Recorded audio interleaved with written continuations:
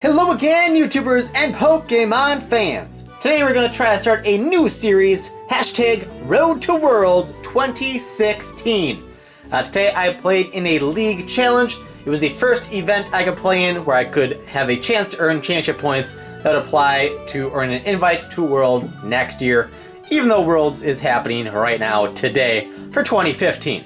So as you can see on the screen is my full deck list with some, extra stuff on the sides because, the table's a mess. I did the best that I could. So, starting off the top with the Pokemon, I started playing a Mega Gardevoir deck. We have 4 Xerneas, that is our ideal starter, so we can use Geomancy the first couple of turns and get a bunch of energy into play. We got a 3/3 Aromatisse line, because that fairy transferability is very important for the deck to allow us to do some pretty fun things. We have 3 Gardevoir EX. The top attack, Shining Wind, does 100 damage for 3 energy, and then Gardevoir has no weakness during your opponent's next turn. So if and when I come across a metal deck, sometimes Gardevoir EX, the non-mega, has to become the primary attacker just to avoid weakness and avoid that sort of thing. Mega Gardevoir EX we have 2 of, Brilliant Arrow, also for 3 energy, 2 of them, don't have to be fairy though. It does 30 times the amount of energy we have in play. So if we have 6 energy in play, Mega Gardevoir is swinging for 180 damage and is knocking out basically anything that's not a Mega or a Wailord EX. We then have 1 Shaman EX, which definitely came in handy today, which we'll get to a bit more in a little bit. And we got 1 Malamar EX in there, also for the ability Hyper Hypnosis. When we attach an energy to Malamar EX, our opponent's active Pokemon is now asleep. And if we have Aromatisse in play, we can attach to Malamar and then move it to, Gardevoir, Mega Gardevoir, wherever we want the energy to go to actually start swinging. And I'll get to it later, but as you see, we have 1 Rainbow Energy as well, so that Malamar has the option to use Maximar to potentially knock down something massive. For Maximar, you flip 1 energy for... You flip 1 coin for each energy attached to Malamar, and it does 60 damage times the number of heads. So if you have 6 energy on there and you get 50% heads, that's 3 heads, that's 180 damage. And if you have a bunch of energy in play and you're facing a Mega or a Wailord, well, Malamar might be able to take it down one way or another. Then on to the trainers. First the supporters. We got 4 Professor Sycamore, pretty standard. 4 Pokemon Fan Club, because it's very crucial for us to have a Xerneas and 2 bench in play the first turn that we can actually attack, so that when we use Geomancy, we actually get 2 extra energy in play, as it attaches a fairy energy from the deck to 1 of each of your bench Pokemon, up to 2. So if we have a Xerneas active and a Spritzee and a Gardevoir on the bench, that's a pretty good start. We attach to Xerneas, use Geomancy, and have 2 more energy come into play from the deck to those bench Pokemon, which once Aromatisse is out, we can swing around and manipulate as well. So that's why we have 4 Pokemon Fan Clubs. Still might be able to get away with 3, maybe even 2 if I up the number of Ultra Balls and stuff. But it can be very hard, at least for me in this deck, to decide what I can and should discard when I am prompted to do so. But anyways, moving on, we also have 3 Ns, which played a pretty big role for us today. We have 2 Lysanders, 1 Colress, which comes in handy with so many decks utilizing Skyfield right now. So a lot of times you're going to be using Colress for 8, 9, 12. It can get pretty crazy. 1 Skyla, which can help us get a lot of the things we're about to go over below that. So on to the stadium, we have 4 Fairy Garden. When that is in play, each Pokemon that has any fairy energy attached to it, both yours and your opponent's, has no retreat cost. So even if we have a Malamar EX active with a fairy energy attached, he can retreat for free if Fairy Garden is in play. So that's why, Aromatisse is that much more important. We can have a fully powered Gardevoir active, but with a lot of damage on it.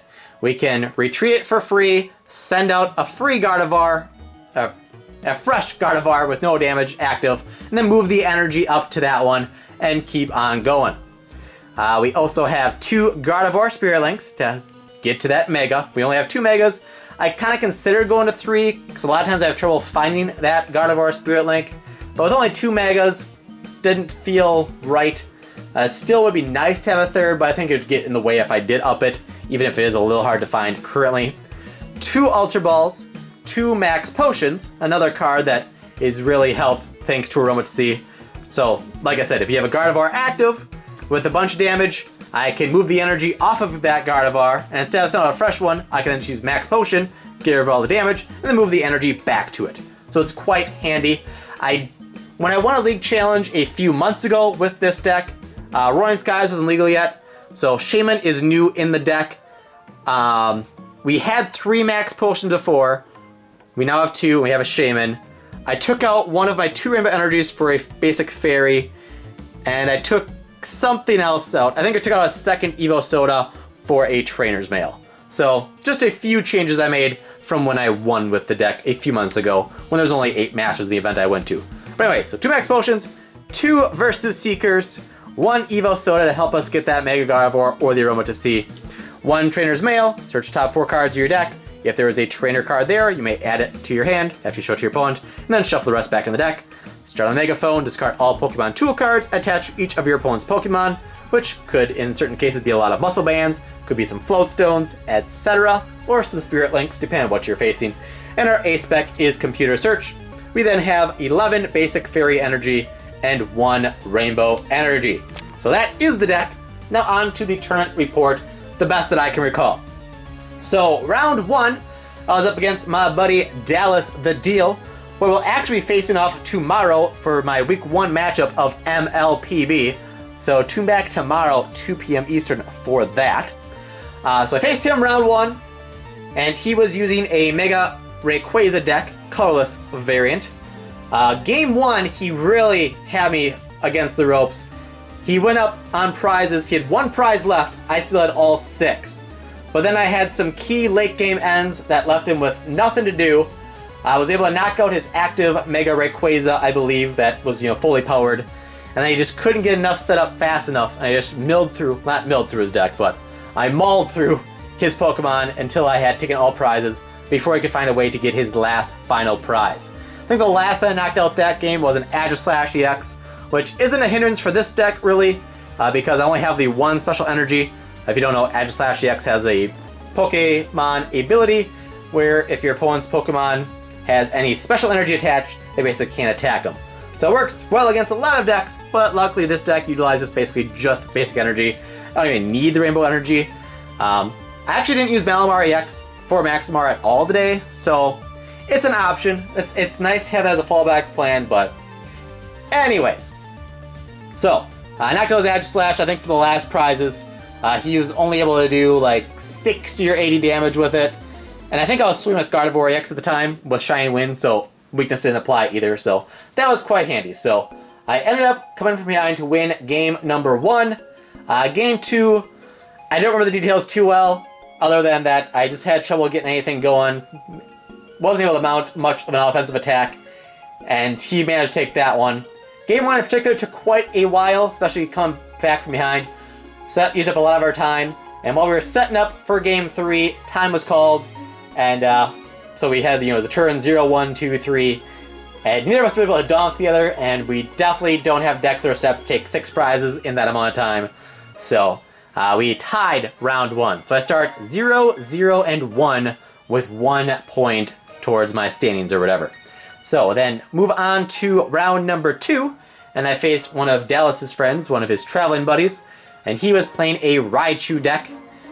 Game 1 just didn't go very well, and I lost pretty convincingly. I actually scooped game 1 after a while because I knew I wasn't coming back in that one. So I called it quits on game 1 early to make sure we had enough time to get through additional games. Game 2, he took the first 3 prizes, including knocking out a Gardevoir EX of mine with 3 energy attached. He's able to do 180 damage, I believe, with a Raichu, because he got a full bench of 8 with Skyfield for 160, plus he had a Muscle Band attached, so 180. I thought I was dead to rights right there, but thanks to some key ends again, we were able to battle back. The nice thing with the matchup for us against Raichu is that basically everything he has 90 to 100 HP. Shaman EX is 110, he had a Mewtwo with 170 that I did not see other than in game 1 anyway. So, Gardevoir EX was able to maul through basically everything except for Shaman, but we eventually were able to get a Mega Gardevoir EX up, I think, to be able to one-hit knock out Shamans as well. So we were down 1 game to none and down 6-3 on prizes of game 2, but we came back to win that one. And then game 3, he just had trouble getting a setup. He had 1 active and 1 bench, for a good chunk of the first several turns and was just having trouble drawing into anything to really get things going. So wasn't as good of a matchup in Game 3. We will take that one down to go to 1-0-1 for our record. Now at this point they had announced that Masters would be 5 rounds and a top 4 cut. However, League Challengers are not supposed to have top cuts, which was brought to their attention, so they then announced there would be no top cut and just 5 rounds of Swiss. I don't know if that caused this or not, but then in round 3, some Masters, including myself and Dallas, were paired against juniors. I believe 3 Masters played against juniors and 1 Master played against senior in round 3. There was only 3 juniors and 1 senior there, so I don't know if that's how it's supposed to be with everyone like in the same pod or grouping, whatever you want to say, or if juniors and seniors are supposed to be separate and have fewer rounds or what. But it is what it is, and that's how it was run. I don't know if it's right or wrong, but that is what happened. So round 3, I faced a junior who was playing a Don Fan deck, which also had Safeguard Sigilif in it. That caused, some slowness for me, but I was able to get a Xerneas powered up with Rainbow Spear to knock out the Sigilif pretty early. And they were pretty much drawing dead each game. Game 1, they had Sigilif and 2 Don Fans, and didn't really get anything else going. Game 2, they had a Sigilif and a Robo Substitute, and never drew into anything. So, junior or not, they weren't able to draw into much, so it was a pretty easy victory. Thankfully, I would have been kind of embarrassed if I did lose to a junior. It's definitely possible though, because no matter who you're facing, it can always happen. Once, many years ago, when Rock Lock was what I was playing, I taught a mom how to play the day before at League or something, and the next day at a Battle Road, I think it was, I faced her round 1, and I drew like 2 basic Mareeps and then nothing else, and I lost her. She had never played before. I taught her how to play, helped her build the deck the day before, and then she beat me. So, you never know. Sometimes you just draw very badly, and, stuff happens. So, after 3 rounds in, we are 2-0-1. Round number 4, we face primarily a Bunnelby deck. They ran Bunnelby with Slurpuff with the tasting ability, and they also had a Durant in there. Shamans, of course, etc. So, actually a pretty good matchup for me, as I don't need to have that many energy. Well, I need energy in play, but I don't need a lot in play against their deck because their HPs are limited. Shaman is the biggest at 110, so if you have Mega Gardevoir swinging, we only need 4 energy in play to swing for 120 and be able to one-hit knock out anything they have. They of course run Crushing Hammers, Enhanced Hammers, Team Flare Grunt to try to keep my energy off the board. They really did that to an extent. Game 1, for the longest time, I had a Gardevoir EX active with 3 to 4 energy and a Team Flare Grunt attached. Once I got Lysander in hand, they had knocked me down to 3 energy, so I was forced to Life Leap because of Team Flare Grunt. And it must have been like 4 or 5 turns until I was finally able to get Mega Gardevoir out or something to actually be able to knock out their bench Shaman. At one point, I had Life Leaped a Shaman, so they had 20 on them, so 90 left. So Gardevoir could have one-hit knocked him out, but I could not draw an energy or just anything to make that happen. So I was drawing dead for several turns, but we finally got the last card we needed, and we were able to Lysander out a Shaman EX from their bench with no damage on it at that point, and swing with Mega Gardevoir, Brilliant Arrow for 120, and take Game 1. Game 2, if I remember right, I think they had more trouble getting set up. They swung early game with Durant, which I'm weak to because that's metal. But with a heads flip, it does, I think, 80 damage, 20 plus 20, and then doubled because of weakness. But wasn't really a factor, and I was able to keep a lot of supporters and stuff in hand and keep my stuff powered up. I don't think I missed any turns. I was pretty much using Shining Wind pretty much every turn, and won that game fairly convincingly, I think. So, went pretty well. I was a little scared facing it, but I figured, well, I have enough basic energies. With Geomancy, I'm able to get extra energy in play, which helps counteract those hammers and stuff, so wasn't too worried about it, but still it's a little nerve-wracking not knowing what they're gonna Rotomill, whatever Bunnelby's attack is. Burrow, I think, is, I don't know, they discard cards from my deck. It's always nerve-wracking not knowing what they're going to discard.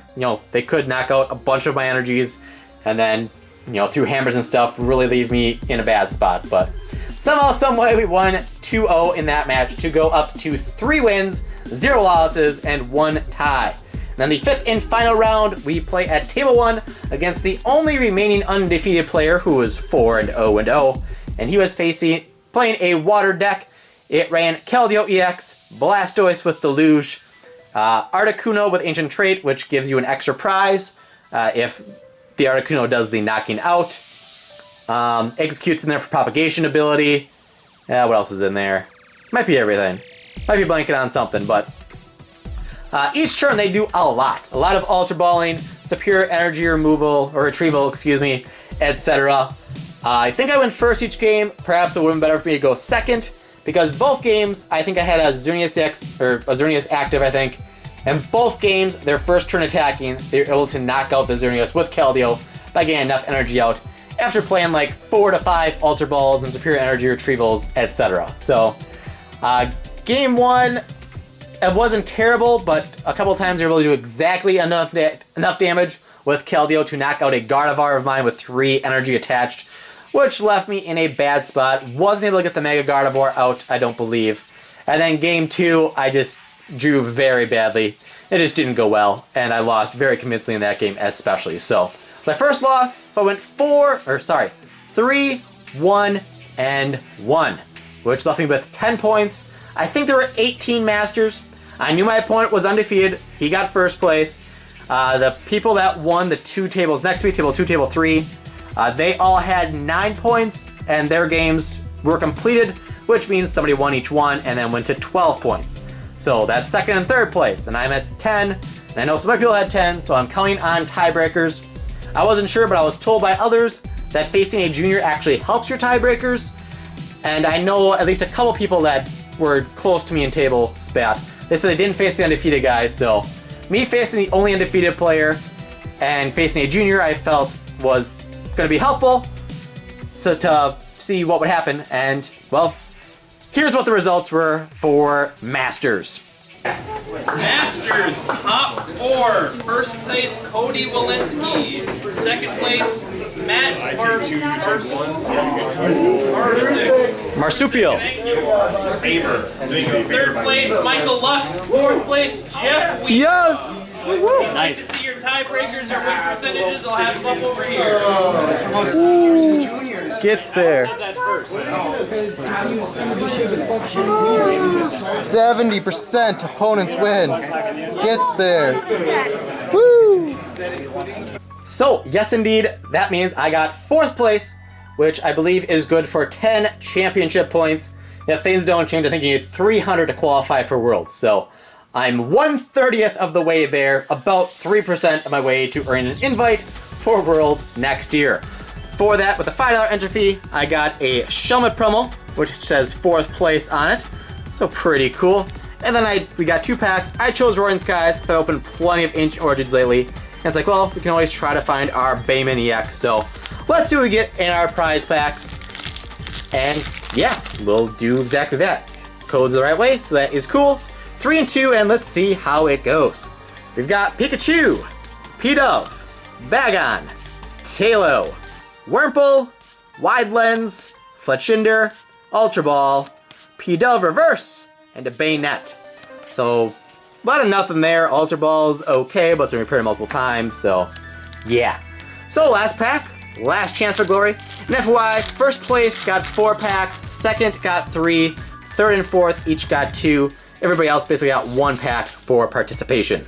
So we've got Swablu, Voltorb, Togepi, Shuppet, Spearow, Fearow, Unpheasant, Electrode, Double Dragon Energy Reverse, not bad, and a Klefki. I didn't think we get too much because the junior that actually faced round 3, he picked his prize packs after me, also took Rowan's guys. He pulled a full art Shaman EX. So had he claimed his packs before me, I may have gotten the full art Shaman, but alas, it went to a kid, so it's all good. I'm sure he can put it to good use, and probably needs it more than I do for, actually playing in a deck and stuff. So, that was my tournament report. We got 1 tournament down, we got 4th place, and we're at 10 championship points. There's another Battle Road tomorrow on the other side of town, which I should be attending. If I use this same deck again, let me know if you think there's anything I should change. It's possible I could drop the Evo Soda, maybe go to 3 max potions, maybe up the Ultra Balls. I could drop Pokemon Fan Club by 1 or 2. Could probably drop a Fairy Garden. Could drop the energy from our basic energy. There's a few tweaks I can make. I don't know what's best. If you have a valid opinion, as in like you actually know what you're talking about and you have reason for what you're saying, let me know your thoughts, anything I should change. The format is for this Boundaries Crossed through Roaring Skies. So anything older than Boundaries Crossed won't work unless it's reprinted. It's in one of those other sets. And Ancient Origins is not yet legal for tournament play. So that is that. Please subscribe, rock smash that like button to a bunch of likes, and visit our website, thepokecapital.com, for all of your Pokemon needs. Thank you all for watching, and I'll see you back here tomorrow for another double dose of Pokemon goodness. Not opening because we probably have another tournament report eventually. This video's probably late. Tomorrow's probably late too. Tournament doesn't start till like noon tomorrow, I think, or something, so it'll be up when it's up. I'll see you then.